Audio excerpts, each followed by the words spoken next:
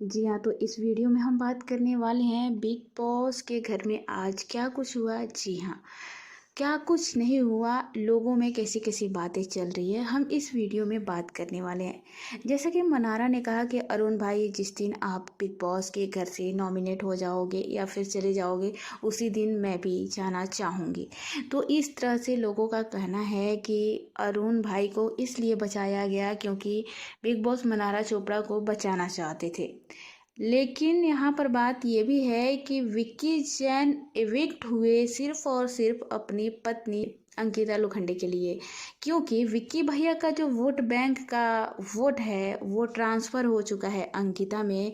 और एक टॉपिक आ रहा है कि सास ससुर की सताई हुई आदर्श भारतीय नारी अब समाज से लड़ जाएगी अपने पति के खिलाफ हुई नाइंसाफ़ी के अगेंस्ट। तो इस तरह से अंकिता को लेकर बहुत सारी ऐसी बातें आ रही हैं। लेकिन अगर बिग बॉस मीटर की बात करें, बॉस मीटर की बात करें, तो अंकिता का नाम सबसे पहले है, उसके बाद अभिषेक है और उसके बाद मुनावर है, उसके बाद मनारा और फिर अरुण है।